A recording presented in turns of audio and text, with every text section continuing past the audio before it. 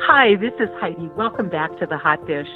This is the time of year when we think about all the incredible people across this country who serve in nonprofits, who do incredible work in making our country and really our world a better place.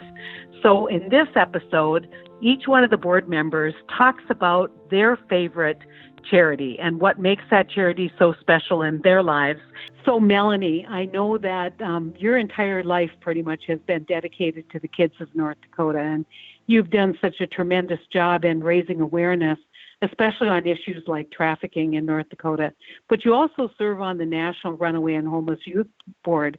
And I think one of the more interesting things you've told me or taught me over the last couple of years is how prevalent runaway and homeless youth are in rural America. And so could you talk a little bit about that? Yeah, honestly, there is a study that was just recently done called Voices of Youth Count through Chapin Hall in Chicago, and they really didn't have good numbers identifying the prevalence of homeless youth in runaway youth in rural areas.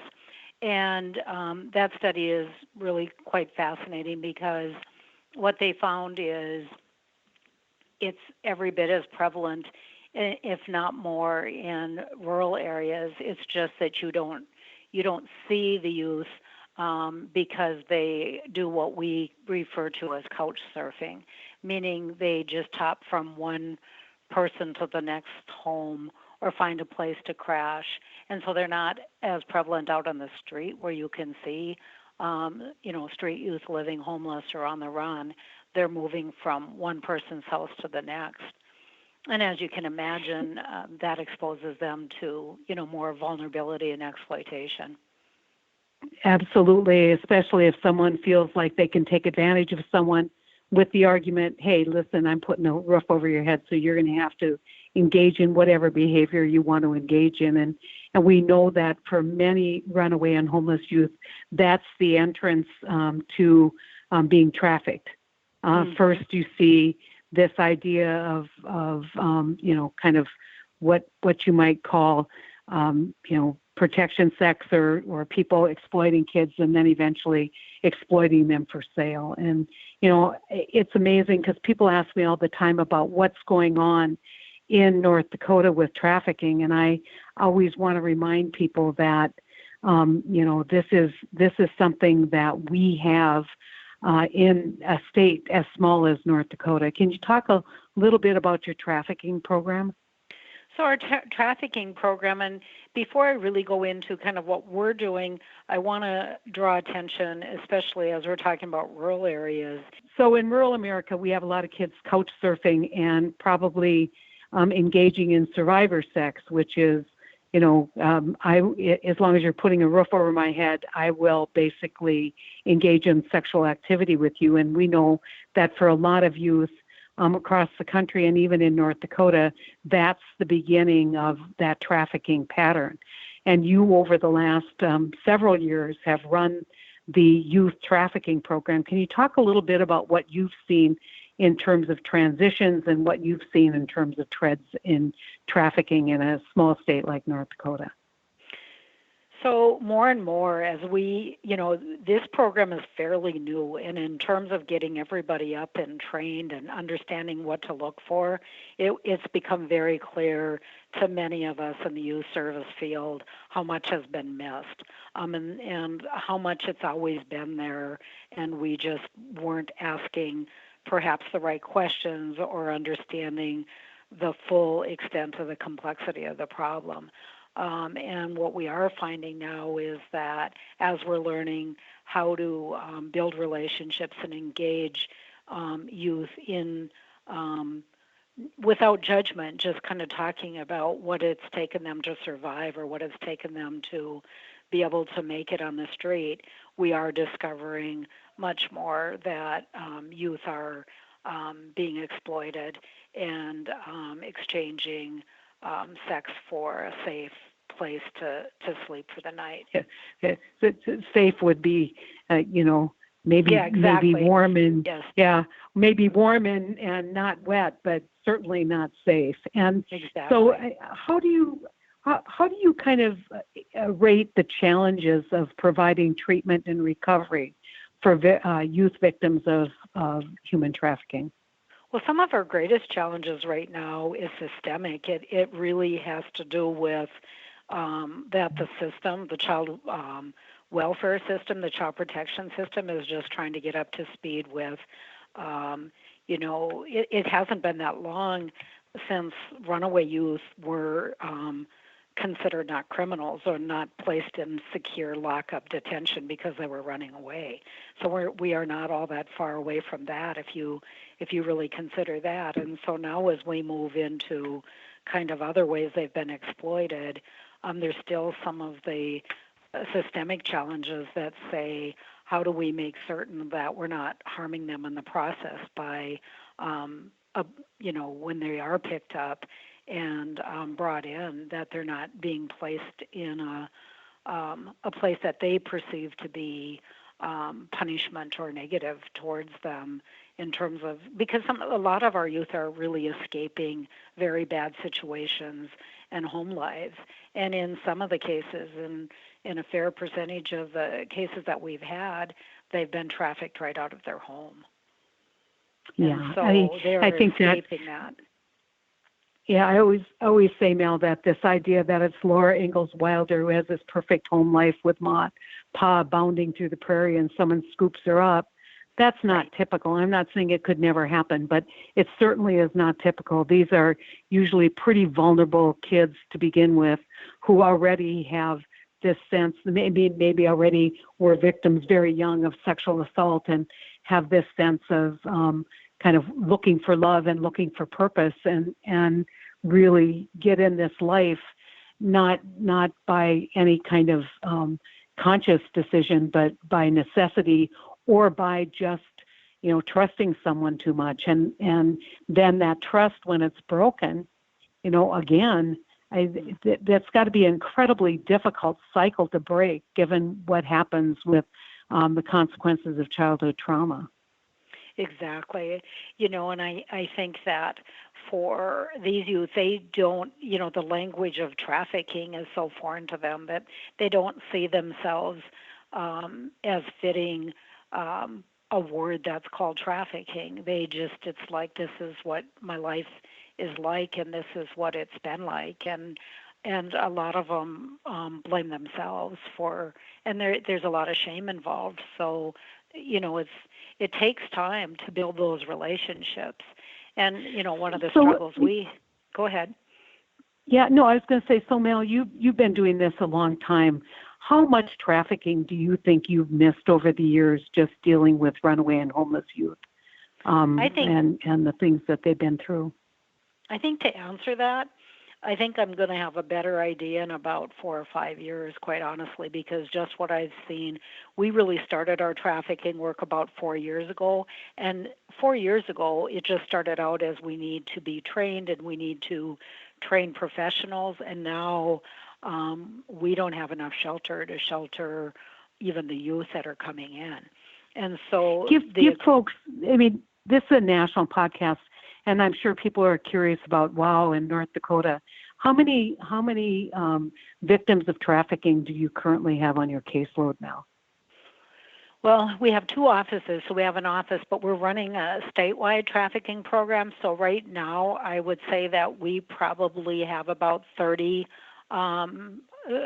confirmed survivors that we're working with right now. That's incredible. Some of them are older than 18. Because we work and with a lot of adults. them come from, right? A lot of them come from other places as well, and maybe, we tell the story about the woman who saw a sign, if someone's hurting you, call this number, and she's basically working the circuit around out of Milwaukee originally, and then going to all the major cities in North Dakota, and this certainly during the height of the oil boom. And she memorizes the numbers so that when she was headed to Fargo, she called that number and asked people to pick her up. Right. So how important it is to do that outreach and to, to tell young women and boys that, there is a real, there's help and help can be available. But if your program doesn't run, there isn't help, right? That's really, and it really takes, that's really true. And it really takes someone who understands how you safely provide shelter, because, the programs are going to be as good as being able to have what they've been out there looking for, in terms of, I just need a place to sleep and I can't go back to what I've been at, and how the entire system responds to that, and doesn't take, for so many of our adolescents, if you think about it, the business of being a young adult or a teenager is to try to launch and be independent. And then what happens is they see a system that, people will say is out there to help them, and it is, but they feel like, I won't have any freedom or any rights. And so, they're more reluctant to come into whether it's the foster care system or corrections. Right, and many of these kids are, in fact, have been victimized by the system, especially the Correct. foster care system. And so they aren't going to, if they think that working with you means that they're going to go back into foster care placement where that was not a positive experience in their life, they've got to always judge, what's the devil you know is better than the devil you don't know. Yeah, and the interesting thing in a rural area like this is that we knew that we couldn't. This is a fairly large geographical state, and so it's like, how are we going to make certain that we have safe places that are within reach for when we need to shelter? And so we developed the host home model, meaning we are a licensed child placing agency, so we have homes throughout the state that are ready to, and are specially trained to take in not just trafficked youth, but even young adults. I mean, because there's nothing prohibiting a home from taking in a 19-year-old, for instance. And surprisingly, we've had good success with that. The point that I wanted to make is, you get a fair amount of support from the state of North Dakota for your trafficking program. Not a lot from your runaway and homeless youth program. But, those are two sides of the same coin. We have at-risk youth who are, especially in a state like North Dakota with the climate, are at risk of freezing to death. And we see that not infrequently on the reservations. And so I think we all have to kind of think about how we need to get rid of our judgment and how we need to start thinking about how we love all of our kids. And the thing I love about your program is that it is a safe place without judgment where kids can, in fact, come, and I'm going to close with a story. I was just at a local restaurant having breakfast with my husband, and a young woman waited on me, and she said, "Your sister is the best. YouthWorks is the best. It saved my life." And she just, she's an amazing, just, you could tell that spirit. She, whatever you guys did, you gave her back a lot of optimism. And that's, when you can make people optimistic about their life and you can help them put some challenges in their life behind them, I can't imagine anything more important, especially when it's a young person, to give that opportunity. And if we just invested more in programs like yours and invested more in early childhood education and in childhood trauma, we could save people a lot of hurt down the line, but also save a lot of taxpayer dollars. And so, Mel, I want to thank you so much for joining me, letting me brag a little bit about your program, but also talk about how the issue of runaway and homeless youth, the issue of at-risk adolescents, the risk that they experience even within the system, that this isn't a problem that is a Chicago problem or a New York problem. This is a problem all across the country, and we're challenged even more by the lack of addiction and mental health services. But if you weren't there to offer that opportunity to take that first step towards recovery of their life, I mean, I don't know what these kids would do. They'd still be out in the streets. So now you have a great holiday season, and just know the work that you've dedicated your life to has been so important to so many kids and so many families. Well, thanks for the opportunity to just kind of get the message out there. We love the opportunity to get the message out there. You never know who you're going to reach, or I mean, people do call in, good citizens, and just say, "I'm concerned, and I'm going to bring this youth to you." So, just this opportunity is really important. I hope everybody listening to the Hot Dish will take a chance to look around, especially if you have adolescent children. You know, there's a high chance that some of their friends are in fact couch surfing, or they're engaged in at-risk behaviors, and understand what services are available so that you can help provide that safety net. It's no more important time to think about other people than during the Christmas and holiday season. And Mel, thank you so much for the work that you do. I am so extraordinarily proud of everything that you do and everything, your entire staff. You guys do a great job. Thanks, Heidi. Hi, everyone. This is State Representative Ashton Clemens. I'm on the board of Loan Country, and I'm excited to get the opportunity to talk about my friend, Jean Blackman, who started and runs Prestige Barber College in Greensboro.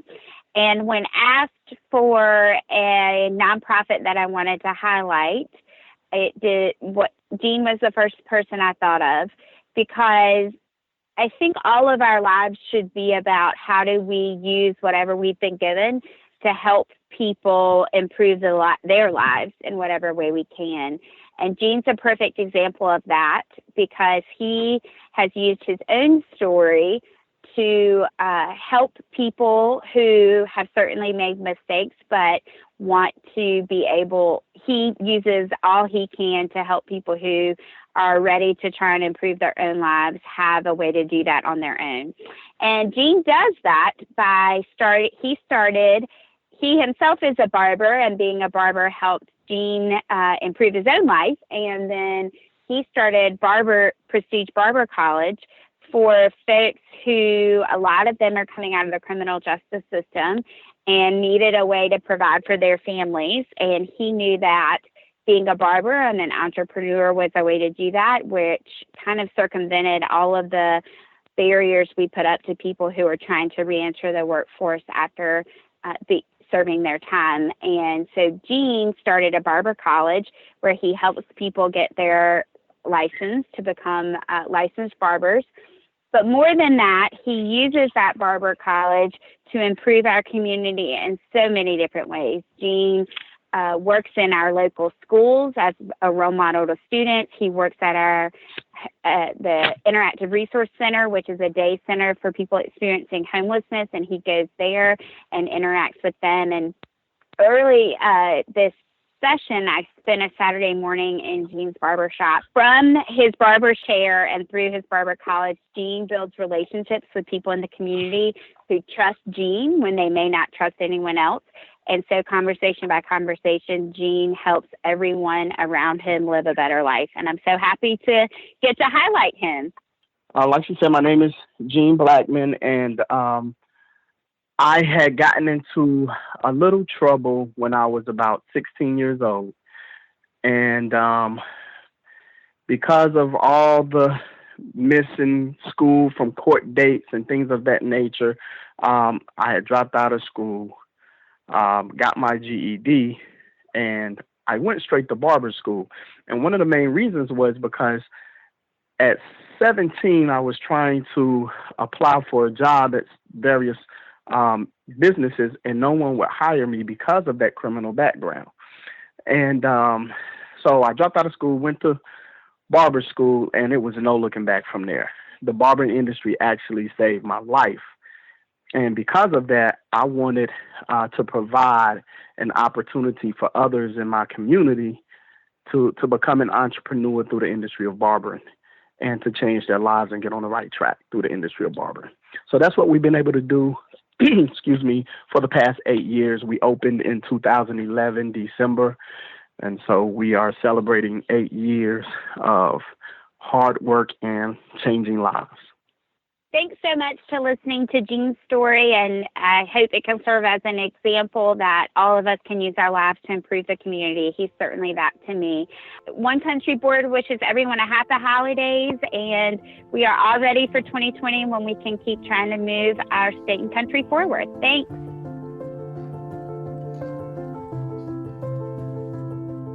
We have here with us Dick Fountain, board member for the Boys and Girls Club North Alabama, and an advocate in the community, someone that's been involved in the community for some time.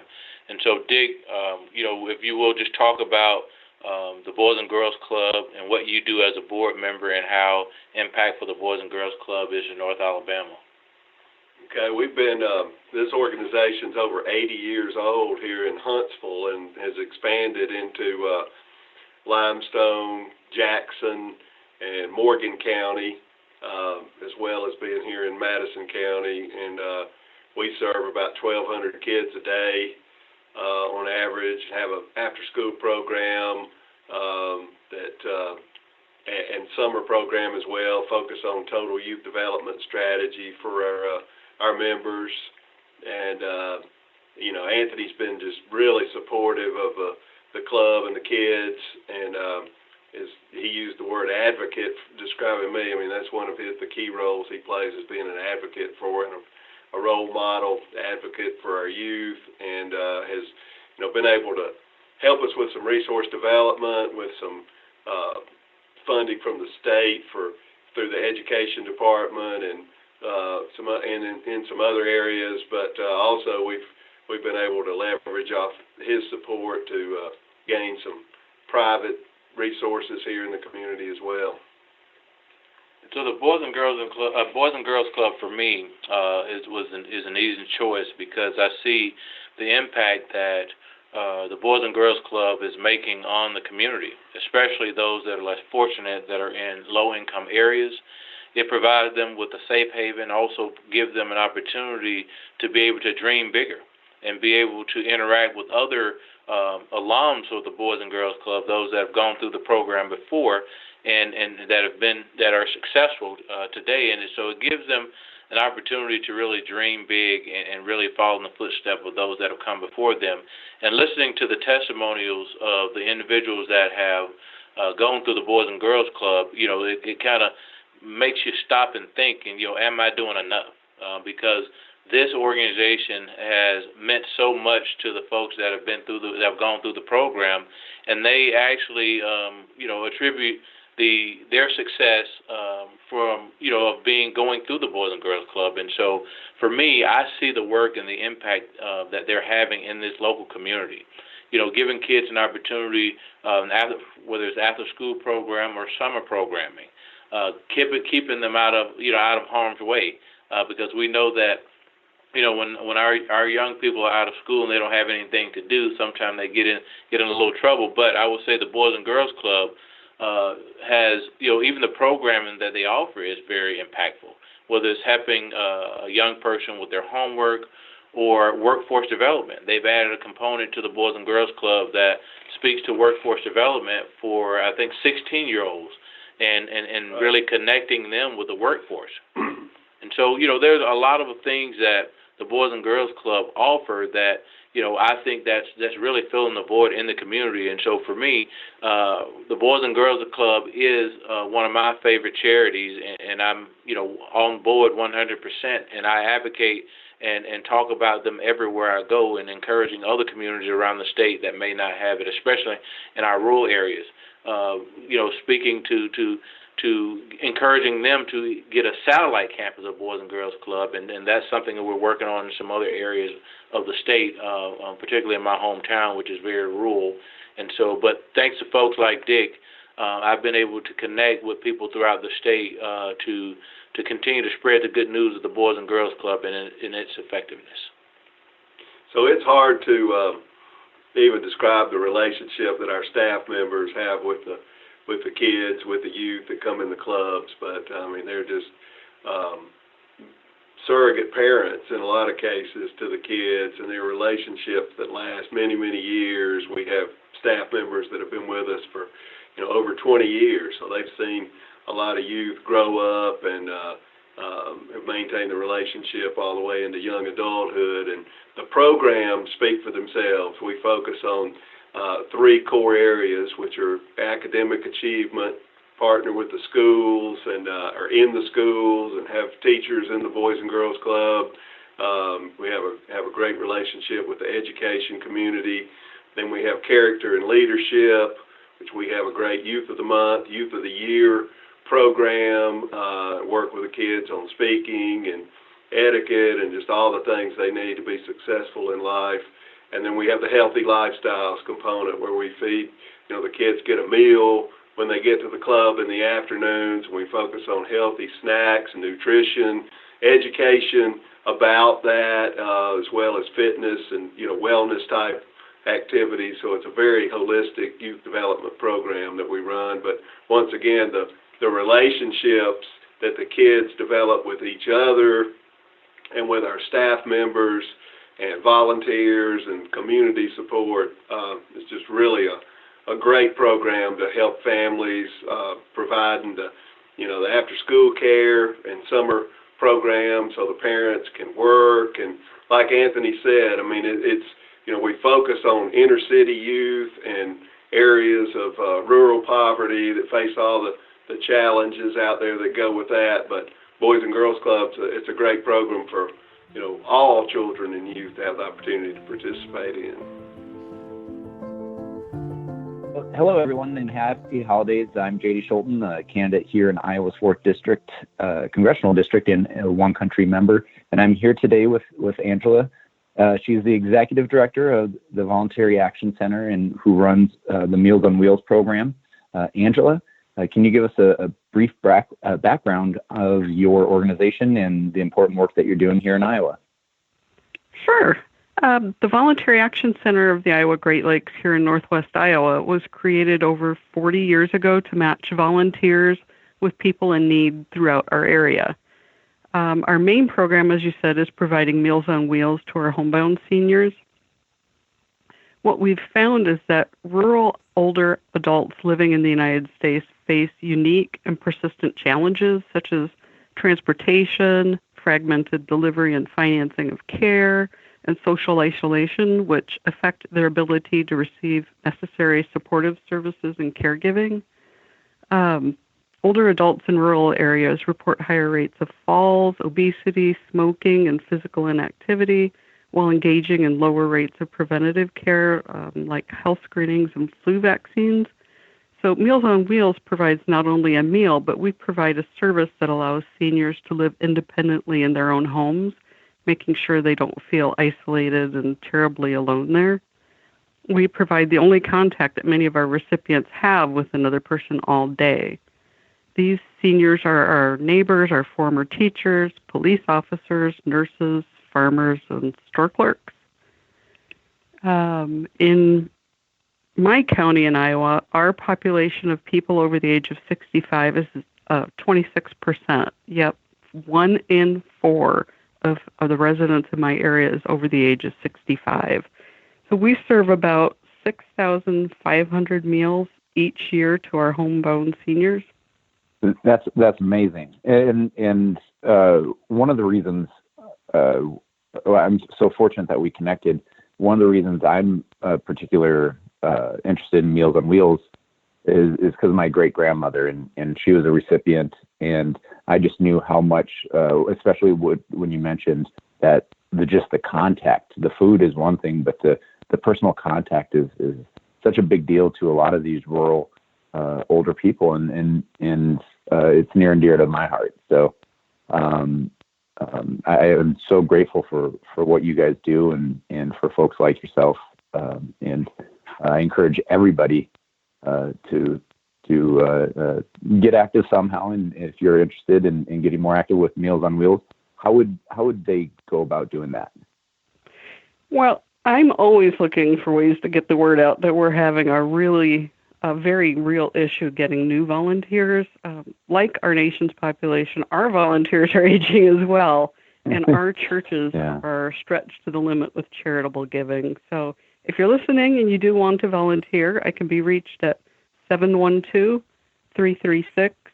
4444, or you can email me at VAC, that's VAC, lakes, @gmail.com, or our website is lakesvolunteers.org.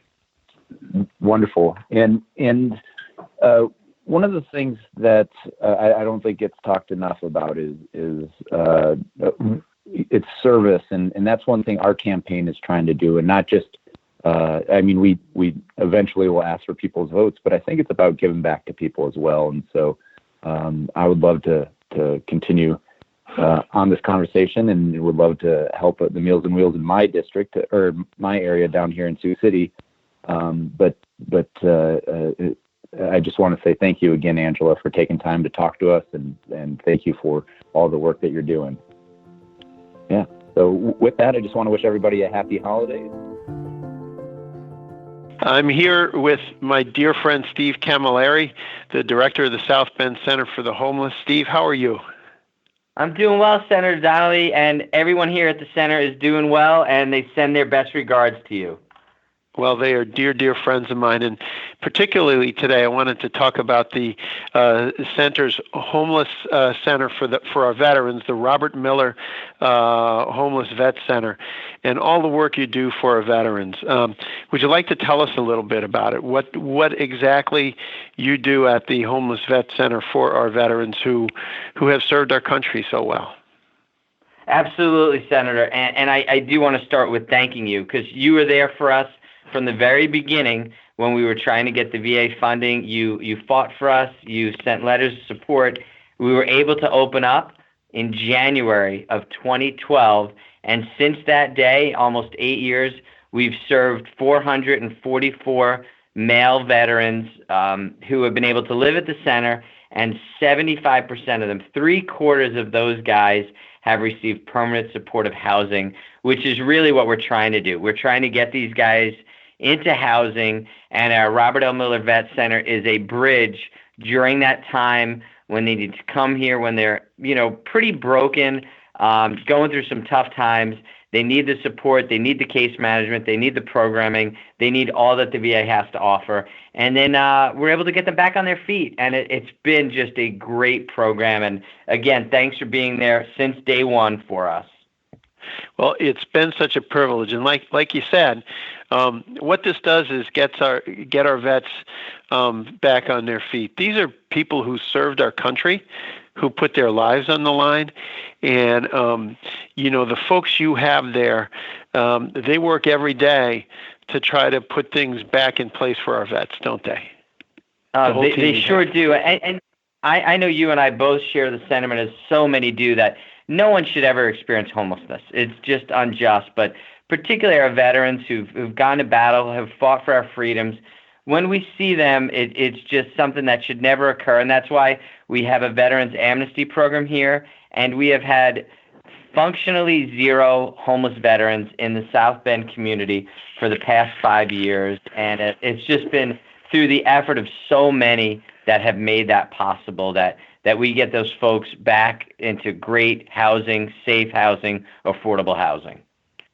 But that's a goal across the country, is to make it so that at nightfall, every veteran has a place to put their head down on a pillow, be safe, and know that there's a hot meal around the corner for them as well. And that's what you do, all of those things, and then also prepare them for life in the days ahead, don't you?